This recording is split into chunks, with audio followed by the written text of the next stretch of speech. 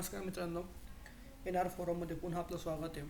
आणि आज एक जरा भन्नाट टॉपिक घेऊन आलो आहे, जो फार तुम्हाला इंटरेस्टिंग येणार आहे. त्याचं नाव आहे आर्टिकल नंबर 13, भारतीय राज्यघटनेचा कलम number 13. Most controversial article, most controversial. आपण याची व्हिडिओचे 2 पार्ट करणार आहे. हा पार्ट 1 आहे आणि पार्ट 2 नंतर येणार आहे. ठीक आहे. आपण यात कम्प्लीट आर्टिकल्स, त्याचे केस स्टडीज आणि तो एक वेगळा प्रकारे जे तुमच्या पुस्तकात नसेल, लक्ष्मीकांतमध्ये किंवा बाकी बुक्समध्ये जे बऱ्यापैकी कव्हर केलं नसेल, ते यात मी कव्हर करायचा प्रयत्न केला. सो आर्टिकल नंबर 13 एक वेगळ्या अँगलने आपण बघणार आहे. सो बघूया, चला आधी बेसिक गोष्टी बघूया. आर्टिकल नंबर 13 जो ॲक्च्युली फंडामेंटल राईट्सचा पार्ट आहे, जे 4 सब आर्टिकल्स आहेत: 13(1), 13(2), 13(3) आणि 13(4). समजून घेऊ. भारतीय राज्यघटना 26 जानेवारी, प्रत्येकाला माहिती आहे, 1950ला अंमलात आली. 26 जानेवारीच्या 50च्या पूर्वी भारतामध्ये जे कोणते कायदे असतील, भारतीय राज्यघटना अंमलात येण्याच्या पूर्वी जे कोणते कायदे भारतामध्ये होते, त्या सगळ्या कायद्यांना म्हणतो आपण प्री कॉन्स्टिट्यूशनल ट्रिटी. भारतीय राज्यघटना अंमलात येण्यापूर्वी जे कुठले कायदे होते त्या सगळ्यांना काय म्हणतो, प्री कॉन्स्टिट्यूशनल ट्रिटी, म्हणजे पूर्व राज्यघटनेचे कायदे. म्हणजे राज्यघटनेचे येण्यापूर्वी जे कायदे किंवा करार होते त्याला आपण प्री कॉन्स्टिट्यूशनल ट्रिटी असं म्हणतो. कुठलाही एक्झाम्पल घेऊ शकतो. उदाहरणार्थ, द इपिडेमिक ॲक्ट चालू आहे, समजा महामारी कायदा आहे, तर महामारी कायदा हा राज्यघटनेच्या पूर्वीचा आहे. किंवा IPC हा 1860चा कायदा आहे, हा सुद्धा कधीचा आहे, आपला राज्यघटनेपूर्वीचा. म्हणजे सगळे कुठले कायदे आले, प्री कॉन्स्टिट्यूशनल ट्रिटी, की जे भारतीय राज्यघटना संमत होण्याच्या पूर्वी ब्रिटिश काळामध्ये निर्माण झाले होते, त्याला काय म्हणतो आपण, प्री कॉन्स्टिट्यूशनल ट्रिटी. आणि आर्टिकल नंबर 13(1) हे डोक्यात ठेवा. आर्टिकल नंबर 13 उपकलम 1 हा संबंधित आहे फक्त आणि फक्त राज्यघटनेच्या पूर्वीच्या कायद्यांसाठी. कलम 13(1) दुसऱ्या कुठल्याच कायद्याला लागू पडत नाही. सो जोडा लावामध्ये, मॅच दी पेअरमध्ये कदाचित तुम्हाला हा क्वेश्चन एमपीएस असू शकतो. 13(1), 13(2), 13(3), 13(4). तर 13(1) हा फक्त कोणासाठी आहे, असे कायदे किंवा करार जे राज्यघटना संमत होण्याच्या, राज्यघटना अंमलात येण्याच्या पूर्वी भारतामध्ये किंवा ब्रिटिश भारतामध्ये अस्तित्वात होते. आता हा कलम काय समजून घेऊ आपण. बघा कलम काय म्हणतो. कलम असा म्हणतो की समजा असं म्हणा की कुठला, समजा एक्स नावाचा कायदा आहे, असं म्हणा की एक्स नावाचा कायदा आहे. समजा कुठला एक्स नावाचा कायदा आहे, ठीक आहे. हा कायदा राज्यघटनेच्या पूर्वीचा आहे असं म्हणा. आता राज्यघटना अंमलात आलेली आहे. समजा एक्झाम्पल की मी 2020ची गोष्ट करतो. एक्झाम्पल 2020मध्ये असं म्हणा की आपले जे फंडामेंटल राईट्स आहे त्याला आपण सुप्रीम इम्पॉर्टन्स दिले. समजून घ्या, जो एक्स कायदा राज्यघटना संमत अंमलात येण्याच्या पूर्वी होता, जर तो कायदा मूलभूत हक्कांशी विसंगत असेल, इनकन्सिस्टंट, विसंगती म्हणजे काय, की जे मॅच होत नाही, मिसमॅच, विसंगती. एक्झाम्पल घ्या, मला एक्झाम्पल देतो. आर्टिकल नंबर 17 अस्पृश्यता बंदी, अनटचेबिलिटी, ॲबॉलिशन ऑफ अनटचेबिलिटी. समजा एखादा एक्झाम्पल घ्या, एखादा ब्रिटिश काळामधला एक्झाम्पल, फक्त एखादा एक्स नावाचा कायदा आहे की जो कायदा असं म्हणत होता की कुठल्या ए व्यक्तीला जर बी व्यक्तीने स्पर्श केला तर ए व्यक्ती ह्या एक्स कायद्याखाली बी व्यक्तीविरुद्ध गुन्हा फाईल करू शकतो. म्हणजे जर ए व्यक्तीला जर बी व्यक्तीने स्पर्श केला, तर स्पर्श केला म्हणून, जातीवरून बोलला म्हणून ए व्यक्ती बी व्यक्तीवरती गुन्हा फाईल करू शकतो, असा एक्स कायदा म्हणतो, जो कधी होता, राज्यघटना अंमलात येण्यापूर्वी. समजा असं म्हणा, असं एक्झाम्पल म्हणा, तो आजही चालू. एक्झाम्पल घ्या, आजपर्यंत म्हणजे मी जोपर्यंत बोलतोय तोपर्यंत कायदा चालू होता. कोर्टामध्ये केस गेली. आता कोर्ट काय चेक करत समजून घ्या की हा जो एक्स नावाचा कायदा आहे, हा एक्स नावाचा कायदा सध्याची जी आपले मूलभूत हक्क आहेत त्या मूलभूत हक्कांशी तो जुळत आहे का. आपला हक्क काय म्हणतो? नाही, आपण असं स्पृश्य अस्पृश्य भेदभाव करू शकत नाही. त्यावर काय राज्यघटने काय घातली? बंदी घातलेली आहे. आणि म्हणून जर एक्स नावाचा कायदा अस्पृश्यता बाळगा किंवा अस्पृश्यता कायम ठेवण्यासाठी प्रयत्न करत असेल, तर एक्स नावाचा कायदा त्या मूलभूत हक्कांच्या काय बनला? विरोधी बनला. हा एक्स नावाचा कायदा विरोधी बनला आर्टिकल नंबर 17चा. आणि म्हणून हा एक्स कायदा आता काय फंडामेंटल राईटला काय विसंगत आहे. क्लिअर आहे? विसंगत. एक्झाम्पल घ्या, ॲट्रॉसिटी ॲक्ट. जो ॲट्रॉसिटी ॲक्ट आहे की जो म्हणतो की जो असं कोणी जातीवरून धर्मावरून जातीवरून स्पृश्य अस्पृश्य भेदभाव केला तर त्याला या कायद्याखाली गुन्हा फाईल करता येतो. मग म्हणता येईल का की हा कायदा कलम 17शी सुसंगत आहे? यस. की जो ॲट्रॉसिटी ॲक्ट आहे, हा ॲट्रॉसिटी ॲक्ट कलम 17शी काय सुसंगत आहे. म्हणजेच काय की हा कायदा कन्सिस्टंट आहे, मॅच होतो कोणासोबत? मूलभूत हक्कांसोबत. मला फरक कळतोय ना की जर जुन्या कायद्यामधल्या तरतुदी मूलभूत हक्कांच्या विरोधी असेल तर आपण त्याला काय म्हणतो? तो विसंगत आहे. आणि जर तो इनकन्सिस्टंट असेल फंडामेंटल राईट्ससोबत, जो आपला एक्स नावाचा कायदा जर तो विसंगत असेल फंडामेंटल राईट्ससोबत, तर तो कायदा काय बनतो? वॉइड. वॉइड म्हणजे काय? तो रद्द होतो. समजून घ्या. जर कुठला एक्स नावाचा कायदा जर एक्स नावाचा कायदा जर की जो कायदा राज्यघटना अंमलात येण्यापूर्वीच आहे, जर हा कायदा मूलभूत हक्कांच्या विरोधी असेल किंवा विसंगत असेल, तो कायदा सर्वोच्च न्यायालय उच्च न्यायालय काय करते? रद्द करू शकते. कुठल्या कलमानुसार? कलम 13(1) नुसार. कोणाला क्लिअर आहे का? की की एखादा कायदा जर चुकीचा असेल, विसंगत असेल, तर तो कायदा ह्या कलम 13(1) नुसार सर्वोच्च न्यायालय रद्द करू शकते. म्हणून 13(1) थीम काय? की 13(1) हा कलम फक्त लागू पडतो अशाच कायद्यांना की जे कायदे काय की जे कायदे राज्यघटना संमत येण्याच्या पूर्वी निर्माण झालेले आहेत. एक मिनिट.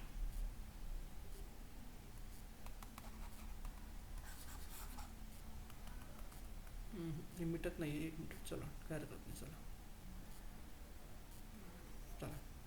ठीक आहे. सो आर्टिकल नंबर 13(1) हा फक्त कोणासाठी आहे? की जे कायदे राज्यघटनेच्या पूर्वी संमत झाले आहेत. ठीक आहे.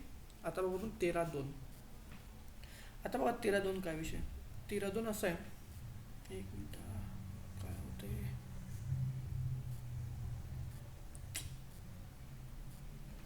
13(2) it is for post constitutional law. समजून घ्या. पोस्ट कॉन्स्टिट्युशनल लॉ म्हणजे काय? राज्यघटना आल्यानंतरच्या कायद्यांसाठी.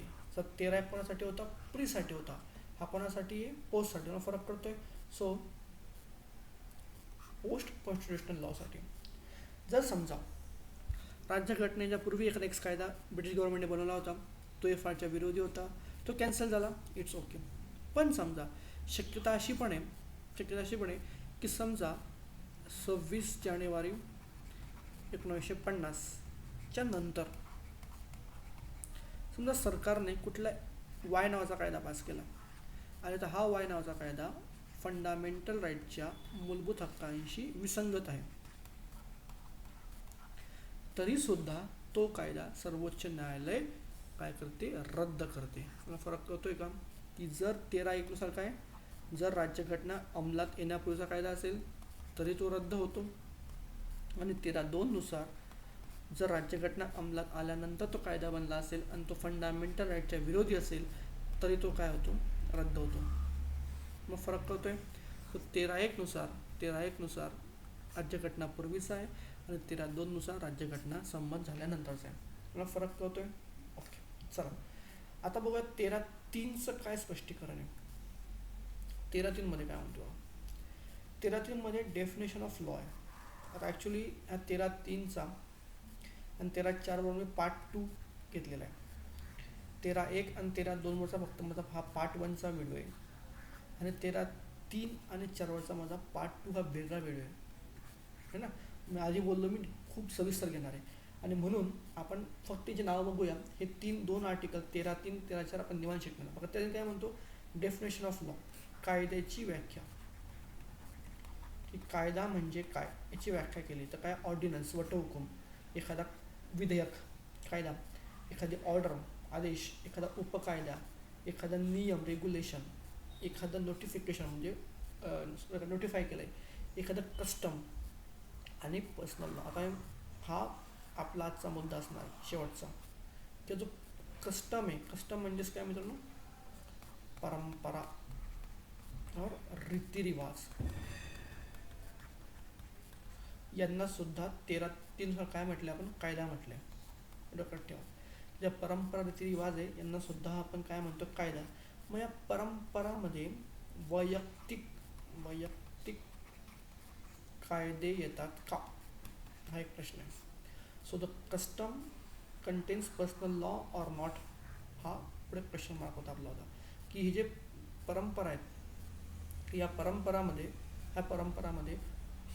व्यक्तींचे वैयक्तिक कायदे म्हणजे कोणाचे, एक तर मॅरेज, डायव्हर्स, लग्न, तलाक, ॲडॉप्टेशन, दत्तक घेणे, प्रॉपर्टी, मालमत्ता, हे सगळं या सगळ्यांचे हक्क, किंवा रिलिजन, धर्माचा अधिकार, धर्मासंबंधी काही अधिकार, ते सगळे कशामध्ये गेले, पर्सनल लॉमध्ये गेले. मी उदाहरण देतो. उदाहरणार्थ, for the Islam we have Shariat law of 1937. या शरीयत लॉनुसार इस्लाममध्ये, धर्मामध्ये लग्न, मॅरेज, डायव्होर्स, ॲडॉप्टेशन, प्रॉपर्टी या सगळ्यांसंबंधी नियम तयार केले गेले. म्हणून शरीयत लॉ काय बनला याच्याकरता, पर्सनल लॉ बनला. क्लिअर आहे.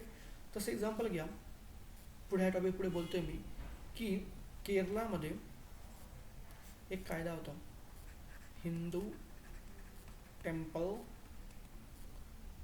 Public place of worship rule 1965. म्हणजे काय, की हिंदूंचे मंदिरं, की जे मंदिरामध्ये, जे सरकारी मंदिर आहे किंवा जे सार्वजनिक मंदिर आहे, की ज्या मंदिरामध्ये कोणीही जाऊ शकतं, इरेस्पेक्टिव्ह ऑफ कास्ट, जेंडर, कोणी. काही लोक मंदिरं आपल्या घराच्या बाहेर बांधतात, ते प्रायव्हेट मंदिरं असतात. पण हे पब्लिक मंदिर म्हणजे काय, ज्यात कोणालाही एंट्री असेल. ते पब्लिक प्लेस ऑफ वर्शिप, सार्वजनिक मंदिरामध्ये संबंधित रूल्स केले ते 1965. हे रूल समजा केरळामध्ये केले होते. केरळ राज्याने एक रूल केला होता, की जे सार्वजनिक देवस्थान असतील मंदिराचे, त्या संबंधित रूल केला 65. असं लिहिलं होतं, की ज्या महिलांचं वय 15 ते 50 वर्ष आहे, फिमेलचं वय, त्या महिलांना केरळामधल्या शबरीमाला मंदिरात प्रवेश नाही. हे प्रत्येकाला माहिती आहे. हा मुद्दा फार चर्चला होता, की शबरीमाला मंदिरात विमेलला प्रवेश नाही. आता हा मुद्दा नंतर डिस्कस करणार आहे. पण मुद्दा काय माझा, की हा जो शबरीमाला मंदिरामध्ये या महिलांना प्रवेश नाकारला होता, तर कशाला नाकारला, हा कायदा Hindu temple public place of worship rule 1965. हा सुद्धा काय बनला आपला, पर्सनल लॉ, वैयक्तिक कायदे.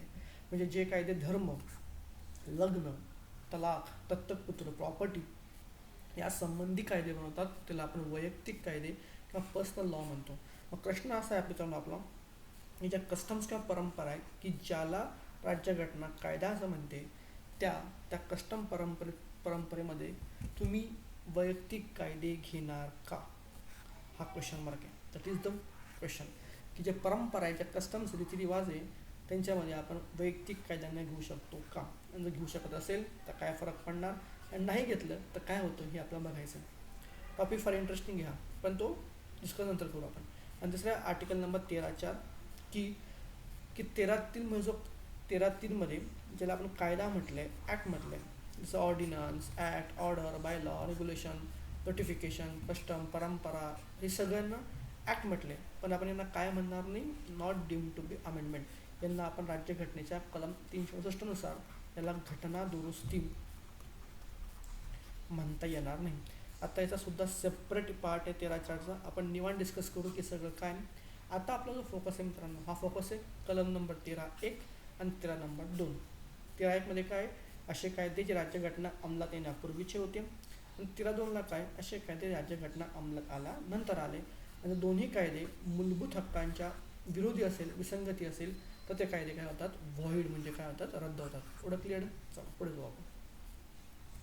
आता बघा, इथे मी स्टार मारतोय आणि फार महत्त्वाचं आहे.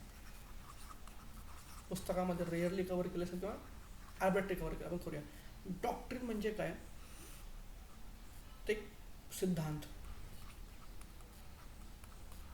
की ज्याद्वारे सुप्रीम कोर्ट निकाल देते. सिद्धांत कुठला सिद्धांत?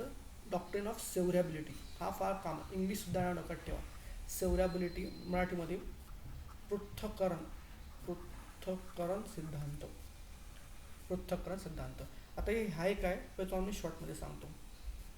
म्हणजे काय मराठीमध्ये पृथक्करण सिद्धांत म्हणजे काय तुम्हाला मी शॉर्टमध्ये सांगतो. मग आपण डिटेलमध्ये शिकूया. एक्झाम्पल घ्या. अगेन आपलं एक्झाम्पल समजा हा कुठला एक्स नावाचा कायदा होता. ठीक आहे. कुठला घ्या एक्स नावाचा कायदा. राज्यघटनेच्या आधी घ्या का नंतर घ्या. समजा हा एक्स नावाचा कायदा तयार केला गेला आणि नंतर हा चेक केला गेला की हा फंडामेंटल राईटला सुसंगत आहे का विसंगत आहे. असं आढळलं की एक्स कायद्यामधला फक्त एक सेक्शन म्हणजे काय? कलम. एखादा सेक्शन सेक्शन नंबर 5 मानू 5 सेक्शन 5 नंबरचा की हा एक सेक्शन फक्त आणि फक्त याच्या विरोधी आहे. बाकी सगळा कायदा कसा आहे? सुसंगत आहे. तुम्हाला कळते की हा जो एक्स कायदा आहे हा एक्स कायदा ज्या फंडामेंटल राईट्ससोबत आपण चेक केला गेला की सुसंगत आहे का विसंगत आहे, तेव्हा असं आढळलं की एक्स कायद्याचा ओनली सम सेक्शन एक किंवा काही सेक्शन फक्त एक सेक्शन किंवा काही सेक्शन्स हे एफ आरशी विसंगत आहे. बाकी उर्वरित कायदा जो रिमेनिंग ॲक्ट उर्वरित कायदा आहे हा सुसंगत आहे. बरोबर आहे. मग तुम्ही पूर्ण ॲक्ट रद्द करणार का? नाही. फक्त त्या कायद्याचे जे सेक्शन्स जे कलम विसंगत आहे तेवढेच रद्द करणार. बाकी कायदा सेम राहतो. या सिद्धांताला म्हणतो आपण पृथक्करण सिद्धांत. सोपं आहे की एखादा कायदा जर राज्यघटनेतल्या मूलभूत हक्कांशी चेक करताना असं आढळलं की त्या कायद्यातला फक्त एखादा कलमच विसंगत असेल तर तेवढा फक्त कलमच रद्द केला जातो. बाकी कायदा कायम ठेवला जातो. हा जो सिद्धांत आहे त्याला म्हणतो डॉक्ट्रिन ऑफ सेव्हरॅबिलिटी. पृथक्करण सिद्धांत. क्लिअर आहे. So any part of law inconsistent with fundamental right then that part will be void. तेवढा भाग रद्द होणार. रिमेनिंग जो पार्ट आहे विल रिमेन व्हॅलिड. तो कायम राहील.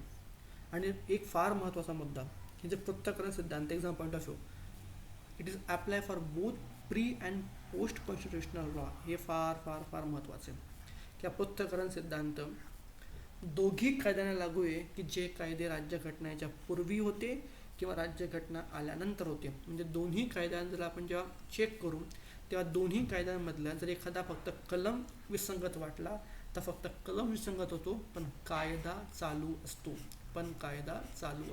क्लिअर आहे का? त्यामुळे डॉक्ट्रिन ऑफ सेव्हरॅबिलिटी पृथक्करण सिद्धांत हा दोघी कायद्यांसाठी जे कायदे राज्यघटनेच्या पूर्वी होते किंवा नंतर होते. हा शब्द हे वाक्य फार फार महत्त्वाचं एकदम पण फार राज्यसेवा मेनसाठी तर फार महत्त्वाचं आहे. आता याचं मी एक सुंदर तुम्हाला एक्झाम्पल घेतलं आहे. खूप सुंदर एक्झाम्पल आहे. यात खूप काही बोलता येईल पण मी आता या टॉपिकमध्ये परत टेम्पररी बोलतो. पुढे आपण निवांत बोलणार आहे. ज्यावेळेस आपण आर्टिकल 21 घेऊया तेव्हा निवांत बोलूया. एक खटला होता प्रत्येकाला ओळखीचं नाव आहे A.K. Gopalan versus state of Madras केस 1950.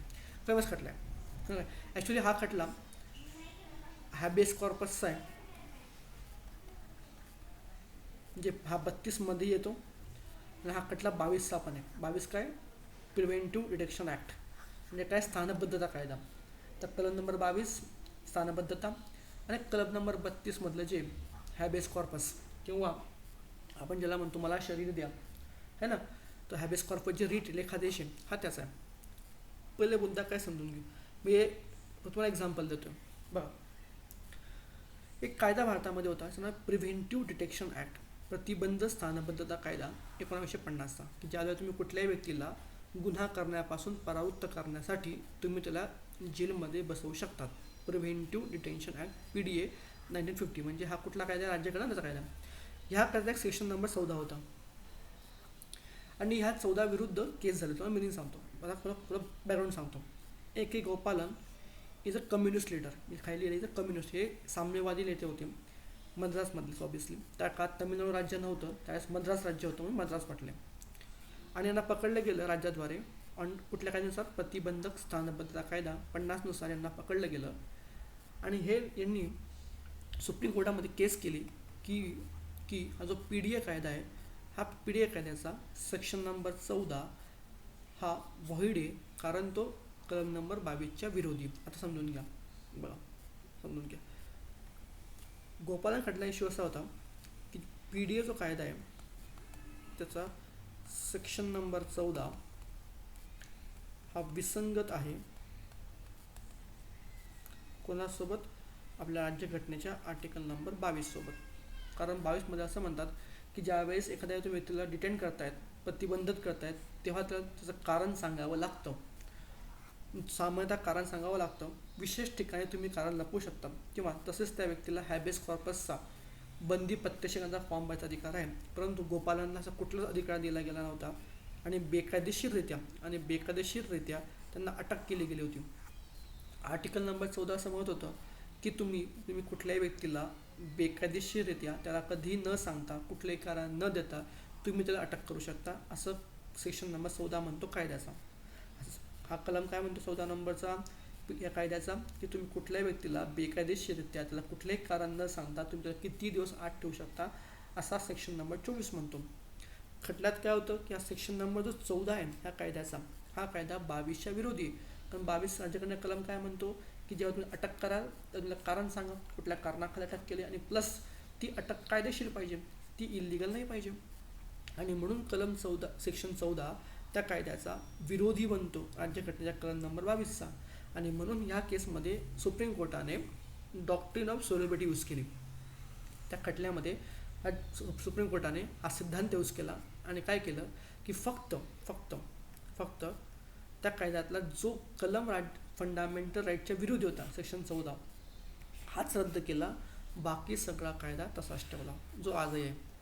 मला कळलं का की हा जो कायद्यामधला जो सेक्शन नंबर 14 जो मूलभूत हक्कांच्या विरोधी होता तेवढाच रद्द केला, बाकी कायदा आजही कायम आहे. आणि त्याला म्हणतो आपण डॉक्ट्रिन ऑफ सेव्हरेबिलिटी, म्हणजे एक प्रकारचं फिल्टरिंग करतो आपण, ते फिल्टरिंग की जो एखाद्या कायद्यातला एखादा कलम विरोधी असेल तेवढा कलम काढून टाका, बाकी कायदा कायम ठेवा. त्यामध्ये doctrine of severability. A Gopalan versus state of Madras हा खटला मी डिटेलमध्ये आर्टिकल नंबर 21, आर्टिकल नंबर 22, 32 यामध्ये निवांत कव्हर करूया. टाईम बिंग फक्त एक्झाम्पल म्हणून घेतला जो तुम्हाला कळला असेल. चला पुढे जाऊ. आता नेक्स्ट आहे डॉक्ट्रिन ऑफ इक्लिप्स. सेकंड सिद्धांत कुठला? इक्लिप्स म्हणजे काय? ग्रहण बरोबर ना. ग्रहण लागणं म्हणजे काय? समजा ही वस्तू एवढी मोठी, हा काहीतरी सूर्य किंवा चंद्र आहे. सूर्य समजा इथे मध्ये मध्यभागी चंद्र आला तर काय होतं? हा सगळा मधला भाग काय होतो? अंधारात जातो ना सगळा भाग. म्हणजेच काय म्हणतो आपण याला? ग्रहण लागलं. बरं, ग्रहण हे टेम्पररी का परमनंट असतं? टेम्पररी असतं. जोपर्यंत मध्ये चंद्र आहे तोपर्यंत अंधारामध्ये, बरोबर आहे. जसा हा भाग पुढे आला ग्रहण गेलं. आणि म्हणून हा ग्रहणाचा सिद्धांत आहे. आता नेमकं काय सिद्धांत आहे ग्रहणाचा आपण जरा बघूया. ग्रहण सिद्धांत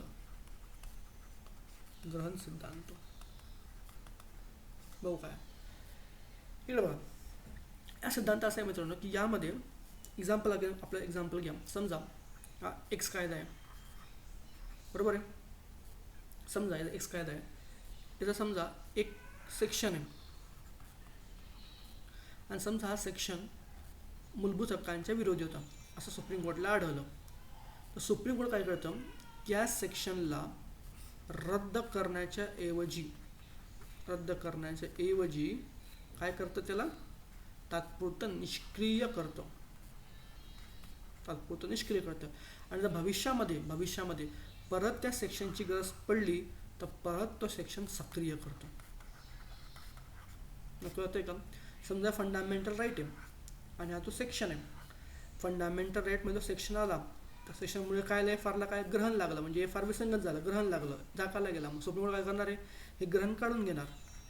पण जेव्हा भविष्यामध्ये परत त्या सेक्शनची गरज पडली तर पुन्हा ते सेक्शन सुप्रीम कोर्ट सक्रिय करू शकतं. म्हणजे थोड्या वेळापुरता ते बाहेर निघालं परत ते सक्रिय होतं. म्हणून कळतंय का की एखाद्या कायद्याचं एखादा सेक्शन जर फंडामेंटल राईटची विसंगती असेल तर सुप्रीम कोर्ट ते रद्द करत नाही, ते फक्त निष्क्रिय करतं काही काळापुरता. आणि जर भविष्यामध्ये गरज पडली तर पुन्हा सुप्रीम कोर्ट तो सेक्शन सक्रिय करू शकतो. या सिद्धांताला म्हणतो आपण ग्रहण सिद्धांत, इक्लिप्स सिद्धांत. हे डोक्यात ठेवा. So inconsistent part of act will become void but not dead. तो मरत नाही आणि अगेन तो पुन्हा सक्रिय होतो. राज्यघटनेमध्ये घटना दुरुस्ती करून तो पुन्हा सक्रिय केला जातो. उदाहरणार्थ महामारी कायदा, की महामारी जो कायदा होता आपला समजा एपिडेमिक ॲक्ट, यात असं म्हटलं की 3 लोकांपेक्षा असं 3पेक्षा जास्त लोक जमू शकत नाही. म्हणजे जमावाला बंदी होती, जमावबंदी, बरोबर आहे का? याच्या कायद्यानुसार जमावबंदी आहे. पण जो आर्टिकल नंबर राज्यघटना 19 आहे, freedom of expression, freedom of speech, freedom of assembly, article number subsection 1 question B, right to assembly, यानुसार प्रत्येकाला जमायचा अधिकार आहे. या कलमानुसार प्रत्येक व्यक्तीला जमाव करण्याचा अधिकार आहे. पण महामारी कायद्याचा एक सेक्शन काय म्हणतो की नाही, तुम्ही जमाव करू शकत नाही, जमावाची बंदी आहे. म्हणजे काय की ही जमावबंदीचा कलम राज्यघटनेच्या या हक्काच्या विरोधी होता आणि म्हणून तात्पुरता हा कलम निष्क्रिय होता. जशी आता सरकारला गरज पडली, सरकारने पुन्हा या महामारी कायद्याचा जमावबंदीचा कलम काय केला, सक्रिय केला. कलर इक्लिप्सचा काय संबंध आहे की कोरोनाचा कालखंड यायच्या अगोदर जमावबंदी कलमाची आवश्यकता नव्हती आणि म्हणून त्याला ग्रहण लावलं गेलं आणि तो काय केला गेला, निष्क्रिय केला गेला. पण जशी या जमावबंदीची गरज भासली, सुप्रीम कोर्टाने का सरकार थ्रू पुन्हा तो सेक्शन काय केलं गेला, सक्रिय केला. म्हणजे तात्पुरतं ग्रहण लागलं होतं, ग्रहण गेलं आणि तो पुन्हा काय सक्रिय झाला. यालाच काय म्हणतो आपण, doctrine of Eclipse. I hope तुम्हाला कळलं असेल मला काय म्हणायचं. So the important point, only for pre constitutional treaty. हे समजून घ्या की हा जो ग्रहणाचा सिद्धांत आहे हा फक्त कोणासाठी आहे, असे राज्यघटनेतले कायदे जे राज्यघटना संमत होण्याच्या पूर्वी होते. हे डोक्यात ठेवा. डॉक्ट्रिन ऑफ सेव्हरेबिलिटी, मी आगे बोललो, डॉक्ट्रिन ऑफ सेव्हरेबिलिटी ही दोघींना आहे. बट डॉक्ट्रिन इक्लिप्स हा फक्त कोणाला आहे, ऑनली फॉर प्री. हा फरक डोक्यात ठेवा. एक्झाम पॉईंट ऑफ व्ह्यू राज्यसेवा मुख्यला फार फार कामाचा आहे. आणि ही जो सिद्धांत हा कसा निघाला, हा निघाला थ्रू दी केशवा माधव मेनन स्टेट ऑफ बॉम्बे आणि Bhikaji versus state of MP या खटल्यामध्ये. हे 2 नावं तुमच्या डोक्यात असली पाहिजे. ती डॉक्ट्रिन ऑफ इक्लिप्स सिद्धांत सुप्रीम कोर्टने कुठून तयार केला, याची उत्क्रांती कुठून झाली, 2 खटले, Keshav Madhav Menon versus state of Bombay आणि Bhikaji versus state of MP, 2 खटल्यामधून सुप्रीम कोर्टने हा सिद्धांत तयार केला आहे. नावं डोक्यात ठेवा. तर मी याचा एक एक्झाम्पल देतो. खूप छान एक्झाम्पल आहे. Section number 309 of IPC. IPC section number 309 हा आहे आत्महत्या, की ज्याने आत्महत्या केली त्याच्यावरती ह्या कलमांद्वारे फौजदारी शिक्षा होत होती, मोर दॅन 1 year. की जुने आत्महत्या प्रयत्न केल्यानंतर वाचला सुदैवाने किंवा दुर्दैवाने, तर त्याच्यावरती त्याला क्रिमिनल शिक्षा, फौजदारी शिक्षा होत होती 1 वर्षाची जास्त, मोर दॅन 1 yearची. म्हणून सेक्शन 309 नुसार आत्महत्या करण्यावर बंदी होती. आत्महत्या करणे हा फौजदारी गुन्हा होता. आत्महत्या करणे हा फौजदारी गुन्हा होता. बघा, एक रतिराम केस घडली, Ratiram versus state of Bombay, 94ची फेमस केस आहे. यामध्ये सुप्रीम कोर्टने डिसाईड केलं होतं की सेक्शन, एक मिनटं, इथे नॉट सुप्रीम कोर्ट, हा खटला हायकोर्टचा होता, बॉम्बे हायकोर्टचा, माफ करा, बॉम्बे हायकोर्ट. तर बॉम्बे हायकोर्टने काय केलं होतं, बॉम्बे हायकोर्टने की section 309 of IPC become unconstitutional, कारण तो आर्टिकल 21च्या विरुद्ध होता. समजून घ्या. आर्टिकल 21 काय, राईट टू लाईफ, जगण्याचा अधिकार. आणि रतिराम केसमध्ये बॉम्बे हायकोर्टने काय अर्थ घेतला होता की राईट टू लाईफमध्येच राईट नॉट टू लाईफसुद्धा येतो. हा अर्थ बॉम्बे हायकोर्टने 94मध्ये काढला होता. कारण आर्टिकल 21 राईट टू लाईफ, जगण्याचा अधिकार आहे. तर जगण्याच्या अधिकारामध्ये न जगण्याचा अधिकारसुद्धा येतो. म्हणजे एखाद्या व्यक्तीला वाटतं जगायचं नाही आहे, तो आपलं जीवन संपवू शकतो, हा सुद्धा हक्क कलम 21मध्येच आहे, बरोबर आहे. आणि म्हणून आत्महत्या करणे, आत्महत्याला गुन्हेगारी समजणे हे कसं आहे, अगेन्स्ट आहे. कारण जगण्याच्या अधिकारामध्ये न जगण्याचा अधिकार असेल, जर जगण्याच्या अधिकारामध्ये न जगण्याचा अधिकार समावेश असेल, तर या सेक्शन नंबर 309 IPC की जो आत्महत्येला गुन्हा मानतं, त्याचं काय विरोधी बनलं कोणाच्या, आर्टिकल 21च्या. आणि विरोधी बनल्यामुळे डॉक्ट्रिन ऑफ काय लावली, सेव्हरेबिलिटी लावली. आणि डॉक्ट्रिन ऑफ सेव्हरेबिलिटी लावून फक्त 309 हा काय करून टाकला, रद्द करून टाकला किंवा निष्क्रिय करून टाकला. It becomes what, unconstitutional. हा काय बनवला, विसंगती बनवला. आणि 309 काय केला, हटवला किंवा निष्क्रिय करून टाकला. कोणी, बॉम्बे हायकोर्टने. कधी, या केसमध्ये. आता झालं काय की पुन्हा एक खटला घडला. तुला कळलं का काय रतिराम केसमध्ये काय झालं. रतिराम कोर्टने काय केलं की सेक्शन 309 जो आत्महत्येला गुन्हा संबोधतो हा सेक्शन निष्क्रिय करून टाकला, निष्क्रिय केला, व्हॉइड केला. का, कारण आत्महत्या करणे हा गुन्हा नाही आहे, आत्महत्या करणे हा सुद्धा हक्क आहे. आणि म्हणून सुप्रीम कोर्टने हायकोर्टने काय केलं की हा जो 309 आहे हा काय केला, निष्क्रिय. कारण तो मूलभूत हक्कांच्या कसा होता, विरोधी होता. तर एक खटला होतो, फार सुंदर खटला, ज्ञानकुमार. लॅक ऑफ टाईम आहे, शॉर्टमध्ये सांगतो. ज्ञानकुमार आणि त्याचे हजबंड होता, हे 2 हजबंड वाईफ होते. यांनी काय केलं, या एक्स व्यक्तीला आत्महत्या करण्यासाठी प्रवृत्त केलं. अबेटमेंट ऑफ सुसाईड की ह्या ज्ञानकुमार आणि त्याच्या हजबंडने या एक्स व्यक्तीला आत्महत्या करण्याकरता प्रवृत्त केलं. आत्महत्येला प्रवृत्त करण्यास सेक्शन नंबर 306 आहे IPCचा, आत्महत्या प्रवृत्त करणे. आणि ज्या व्यक्ती आत्महत्या केली एक्स व्यक्तीने, तर एक्स व्यक्तीच्या नातेवाईकांनी ज्ञानकुमार आणि त्या नवऱ्याविरुद्ध कोर्टात केस टाकले. पण ज्ञानकुमार काय बोलला, ते कपल काय बोलले की नाही, आम्ही त्या एक्स व्यक्तीला त्याचे हक्क मिळवून त्याला प्रयत्न केला आहे. कारण रतिराम केसमध्ये सुप्रीम कोर्ट, हायकोर्ट काय बोललं आहे की बाबांनो, न जगण्याचा अधिकार हा सुद्धा काय त्याचा हक्क आहे. आणि म्हणून ह्या एक्स व्यक्तीला आम्ही त्याचा हक्क प्राप्त करून त्याला हेल्प केली आहे. म्हणजे आम्ही त्याला आत्महत्या करण्याकरता प्रवृत्त केलं. म्हणजेच काय, आम्ही त्याचा मूलभूत हक्क मिळवून द्यायला आम्ही प्रयत्न केला आहे. आणि म्हणून मग आमच्यावर गुन्हा का फाईल व्हावा. हे सुंदर कलर लावला आहे बघा ना, काय सुंदर क्लुप्ती लावली आहे की हायकोर्ट बोललं होतं की आत्महत्या करणे हा गुन्हा नाही आहे, हा हक्क आहे. तुम्हीच बोलले. आणि म्हणून आम्ही तुमचंच ऐकलं. आम्ही काय केलं की एक्स व्यक्तीला आत्महत्येला प्रवृत्त पाडलं, जेणेकरून आम्ही त्याचा हक्क त्याला मिळवून देण्याकरता प्रयत्न केला. आम्हाला तर बक्षीस मिळालं पाहिजे, तुम्ही तर आम्हाला कोर्टात नेताय. असा खटला ज्ञानकुमार खटला, इंटरेस्टिंग खटला होता ज्ञानकुमार खटला. आणि या ज्ञानकुमार खटल्यानंतर सुप्रीम कोर्ट बोललं की बाबांनो, चुकी झाली, मागचा निर्णय चुकीचा होता.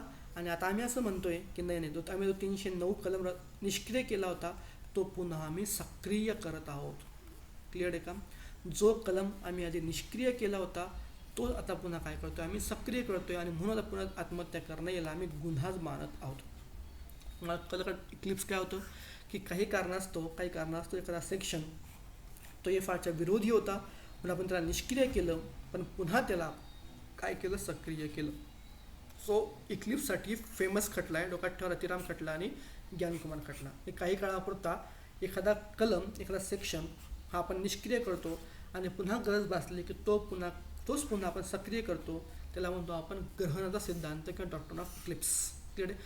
महत्त्वाची गोष्ट is only for what, pre constitutional कायदे, की जे राज्यघटना येण्याच्या पूर्वीचे कायदे त्यांनाच लागू होतो, नंतर त्यांना लागू होत नाही. हे डोक्यात ठेवा कृपा करून. आता म्हणजे याचा असं होत नाही की एक्झाम्पल GST कायदा आहे, तर काही लोक GSTच्या विरोधी आहेत ना, GST कायदा आहे, मग आपण कोर्टात केस टाकले आणि समजा तुम्ही म्हणा की समजा सर कोर्टाने इक्लिप्स लावली, तर समजा GST कायद्यामधला एखादा कलम निष्क्रिय करून टाकला आणि GST वाचला, उद्या सांगा काँग्रेस सरकार आलं, काँग्रेसने पुन्हा सक्रिय केला, नाही, असं करता येणार नाही. कारण GST कायदा कधीचा आहे, राज्यघटना आल्यानंतरचा आहे. आणि हा होतो कोणाला apply, only for pre constitutional treaty. Clear आहे. एक अमेरिकनची सुप्रीम कोर्ट आहे, US supreme court, federal court. अप्रतिम खटला होता, मार्बरी वर्सेस मेडिसन खटला. कधी निवांत बोलू आपण, लॅक ऑफ टाईम आहे आता.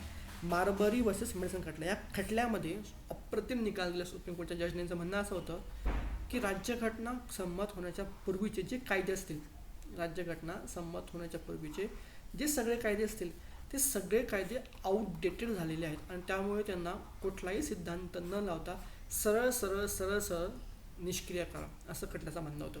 की वारंवार जे राज्यघटनेच्या जे काही कायदे अमेरिकेमध्ये सुद्धा जे कायदे होते, ते कायदे वारंवार इक्लिप्स लावून करण्यापेक्षा काय करा, सरसट रद्द करा. कारण हे सगळे कायदे विमेनच्या विरोधी आहेत, ब्लॅकच्या विरोधी आहेत. जे ब्लॅक पीपल्सचे जे महिला आहेत, ते सगळे विरोधी कायदे आहेत. आणि म्हणून अमेरिकेमध्ये राज्यघटनेच्या पूर्वी जे सगळे कायदे होते सरसकट रद्द करा, असा निर्णय कोणी दिला होता, मार्बरी वर्सेस मेडिसन खटला.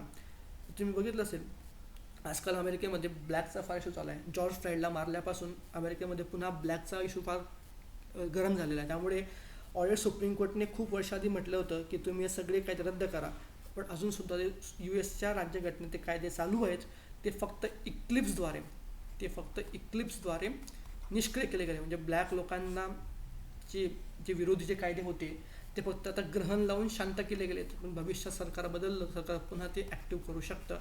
आणि म्हणून US मध्ये भीती दाखवली जाते की भविष्यामध्ये ब्लॅक विरोधी काही हालचाली निर्माण होऊ शकतील का. त्याकरता डॉक्टर इक्लिप्स ही काम आहे. म्हणजे डोक्यात नाव ठेवा, मारभरी वर्सेस मेडिसन. तुमच्या इंटरव्ह्यूमध्ये, राज्यसेवेच्या इंटरव्ह्यूमध्ये तुम्हाला जर नाव घेतलं, तुमचा इंटरव्ह्यू दमदार होऊ शकतो. जर तुम्हाला प्रश्न विचारला गेला की तुमचं काय मत आहे जॉर्ज फ्लाइटच्या हत्येबद्दल जी US मध्ये घडली, तुम्ही त्या खटलं नाव घेतलं, तुमचा इंटरव्ह्यूचा आन्सर फार दमदार होऊ शकतो. सो खटला डोक्यात ठेवा. Moving to next. अप्रतिम खटला. मी आधीच बोललो होतो बघा, स्टार्टिंगला बोललो होतो आपण, म्हणजे आठवत असेल तिथे बोललो होतो की ह्या जो कस्टम्स परंपरा आहेत त्यात वैयक्तिक कायदे आहेत का, बरोबर ना. की त्या कस्टम्स जे परंपरा आहेत त्या परंपरा मला वैयक्तिक कायदे म्हणतात का. कारण जर परंपरांना कस्टम्सला वैयक्तिक कायदे म्हटले तर परंपरामधले जे वैयक्तिक कायदे आहेत, लग्नाचे, डायव्होर्सचे, मॅचचे, ते सुद्धा काय बनतात, कायदा. आणि हाच प्रश्न होता. फेमस केस आहे, from Narasu Appa Mali case to Sabarimala case. अप्रतिम पॉईंट, अप्रतिम, व्हेरी व्हेरी इम्पॉर्टंट, अप्रतिम. बघा मुद्दा की weather the personal loss like ban on women entering religious institution. म्हणजे कोणते वैयक्तिक कायदे, असे वैयक्तिक कायदे की जे वैयक्तिक कायदे महिलांना धार्मिक ज्या संस्था आहेत तिथे प्रवेशाला बंदी घालतात. मग ते मंदिर असेल, मस्जिद असेल, गुरुद्वारा असेल, काही असेल, ज्या धार्मिक ठिकाणी महिलांना प्रवेश बंदी घालतात, असे जे वैयक्तिक कायदे ते सुद्धा कायद्याला, तिला सुद्धा आपण कायदा म्हणू शकतो का. कलम 13 नुसार हा क्वेश्चन आहे आपल्याला, की जे महिलांचे जे कायदे आहेत, जे विरोधी कायदे आहेत, जे वैयक्तिक कायदे असे धर्मासंबंधीचे, लग्नाचे, मॅरेजचे, डायव्होर्सचे, ते सगळे सुद्धा कायदे आहेत का कलम 13 नुसार. हा क्वेश्चन आहे, आपण चर्चा करूया. तर तुम्हाला मी बघा पहिलं 2 प्रमुख केस घेऊन होतो. Narasu Appa Mali versus state of Bombay 1951. अप्रतिम खटला आहे, खटलावर पण. Narasu Appa Mali versus state of Bombay खटला. या खटल्यामध्ये बॉम्बे हायकोर्टने काय म्हटलं होतं की the personal laws are not the part of law under article number 33. फार सुंदर मुद्दा समजून घ्या की की हे जे वैयक्तिक कायदे असे धर्मासंबंधीचे, ते कायदे कलम 13(3) मधील कायद्याचा भाग नाही. समजून घ्या आता मला काय म्हणायचं. आर्टिकल नंबर 13(2) किंवा 13(1) काय म्हणतात की कोणताही कायदा, तो राज्यघटना आधीचा असो नंतर हा कायदा मूलभूत हक्कांच्या विरोधी असेल तर तो काय होतो, रद्द होतो किंवा निष्क्रिय होतो. बरोबर आहे का. एखादा कलम निष्क्रिय होतो, कायदा रद्द होतो, किंवा फक्त कलम असेल तो कायदा निष्क्रिय होतो. बरोबर आहे. आता मुद्दा कायदा म्हणजे काय. जर समजा नरसापुक मालिक खटल्यानुसार जर वैयक्तिक कायद्यांना आपण कायदा म्हणत नसू, समजून घ्या, कोर्ट काय म्हणते की जे वैयक्तिक नियम आहेत, जे वैयक्तिक धार्मिक कायदे, यांना कायदा म्हणू नका. जर आपण त्यांना कायदा म्हटलं नाही तर याचा अर्थ असा होतो की जे वैयक्तिक कायदे, त्या वैयक्तिक कायदे जर राज्यघटनेनुसार कायदे नसतील तर ते कायदे मूलभूत हक्कांवर बंधने घालू शकतात. सिंपल अर्थ याचा, समजून घ्या. जर तो कायद्याच्या व्याख्येमध्ये आला असता, जर वैयक्तिक कायदे राज्यघटनेच्या कायद्याच्या व्याख्येमध्ये येत असतील तर आपण त्यांना त्याद्वारे मूलभूत हक्कांवर बंधने घालू शकत नाही. परंतु जर वैयक्तिक कायदे कायद्याचा भाग नसतील तर आपण मात्र त्या वैयक्तिक कायद्यांद्वारे व्यक्तींच्या मूलभूत हक्कांवर बंधने घालू शकतो. आणि तेच चालू होतं शबरीमाला मंदिरामध्ये.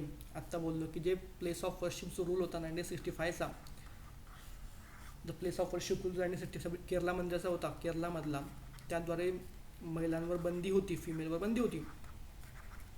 आणि बंदी कायम का होती, कारण वैयक्तिक कायदे is not a part of law. आणि म्हणून वैयक्तिक कायद्याद्वारे तुम्ही लोकांच्या मूलभूत हक्कांवर बंधने घालू शकतात. सुप्रीम कोर्टने का डेंजर निकाल दिला होता, निकाल फार विरोधी हा ऑब्विसली, की वैयक्तिक कायदे हे कायद्याचे भाग नाही आहेत आणि म्हणून तुम्ही काय ह्या वैयक्तिक कायद्याद्वारे लोकांच्या मूलभूत हक्कांना बंधन घालू शकता. शबरीमाला असेल, ट्रिपल तलाक असेल, बऱ्याचशा गोष्टी असतील म्हणून चालू होत्या. पुढच्या 67 वर्षापर्यंत यावर कुठलीही सुनवाई झाली नाही. म्हणजे हा जो पॉईंट होता की नाही वैयक्तिक कायदे मूलभूत हक्कांवर बंधने घालतील, हे पुढच्या 67 वर्षापर्यंत इथे काहीच कोणी चर्चाच नाही केली. हा निर्णय बदलण्याकरता 67 इयर्स लागले, नॉट अ जोक. आणि तो कधी बदलला, इन शबरीमाला इश्यू 2018 मध्ये. म्हणजे एकांमध्ये कोर्ट बोलले की नाही धर्माचे वैयक्तिक, लग्नाचे वैयक्तिक, डायव्हर्सचे वैयक्तिक कायदे लावून तुम्ही लोकांच्या मूलभूत हक्कांना बंधने घालू शकता. हा निर्णय पुढच्या 67 वर्षापर्यंत चालला, जोपर्यंत शबरीमालाचा निकाल आला नाही. आणि शबरीमालाचा 18 निकाल आला, त्यात मग सुप्रीम कोर्ट बोललं की नाही नाही नाही नाही नाही, पर्सनल लॉज, जे पर्सनल लॉज आहेत हे सुद्धा काय आहे, कायद्याचा भाग आहे. कलम 13(3) नुसार हे सुद्धा कायद्याचा भाग आहे. आणि म्हणून पर्सनल लॉ सुद्धा मूलभूत हक्कांवर बंधने घालू शकत नाही. आणि म्हणून जो कायदा केरळमधला जो कायदा महिलांवर बंदी घालतो, बंद देण्यावर, तो कायदा मूलभूत हक्कांच्या विरोधी आहे. आणि म्हणून तो कायदा आम्ही रद्द करतोय आणि महिलांना, फिमेलला आम्ही प्रवेश देत आहे. कळला का? सेम ट्रिपल तलाक हे शर्यत जो कायदा इस्लामचा 37चा, की जो वैयक्तिक कायदा आहे की ज्याद्वारे इस्लामाला लग्न व्हायचे, आणि हा कायदा ऑब्व्हियसली आर्टिकल नंबर 14, 19, 21च्या विरोधी होता, तरी हा ट्रिपल तलाकचा कायदा किंवा कायदा चालू होता. का? कारण मुस्लिमांचे वैयक्तिक कायदे सुद्धा ला आपण कायदा म्हणता येत नव्हतं. आणि म्हणून त्या मुस्लिमांच्या शर्यत कायद्याला सुद्धा तिथल्या मुस्लिम महिलांवरती आपण त्यांच्या हक्कांच्या विरोधी करता येत होतं. परंतु ज्यावेळेस सुप्रीम कोर्टने हा निकाल दिला शबरीमालाचा, तेव्हा कोर्ट बोलले की नाही नाही नाही नाही, तुम्ही वैयक्तिक कायद्याने सुद्धा तुम्ही लोकांच्या, जनतेच्या मूलभूत हक्कावर बंधने घालू शकत नाहीत, कारण हे वैयक्तिक कायदे सुद्धा कायद्याचा भाग आहेत. इथे लँडमार्क निर्णय होता. आणि हे जवळपास 67 इयर्स लागले. किती लागले? 67 इयर्स लागले. आणि 67 इयर्स नंतर हा पॅटर्न काय झाला आहे, चेंज झाला आहे. आय होप तुम्हाला नरसाप्पा माळी आणि शबरीमालामधला फरक कळला असेल. यात कोर्ट काय बोललं की पर्सनल लॉ कायद्याचा भाग नाही आहेत, आणि म्हणून ते मूलभूत हक्कांना बंधने घालू शकतात. ते चालू होतं, पण शबरीमालात विषय बदलला. शबरीमाला काय बोललं की नाही नाही नाही, पर्सनल लॉ सुद्धा कायद्याचा भाग आहे, आणि म्हणून ते सुद्धा मूलभूत हक्कांवर बंधने घालू शकत नाही. म्हणून जर एक्झाममध्ये आलं की 13(3)च्या व्याख्येमध्ये वैयक्तिक कायदे येतात का, तर आता आन्सर काय? यस, आता ते येतात. यस, की ते आता वैयक्तिक कायदे सुद्धा कायद्याच्या व्याख्येमध्ये येतात. ठीक आहे. So this is what of part 1. Part 2 लवकर घेऊन या. कृपा करून कमेंट करा कसा वाटला. आपण परत पार्ट 2 एक वेगळं, जे पुस्तकात नाही ते मी कव्हर करतोय, पुस्तकात आहे ते कव्हर करत नाही, ते मी वाचू शकता. जे पुस्तकात नाही, जे अँटिक आहे ते मी कव्हर करतोय. तर पुन्हा असं अँटिक काहीतरी घेऊन भेटूया, कारण त्याचा पार्ट 2 लवकरच भेटूया. सो तोपर्यंत good day, bye bye, take care.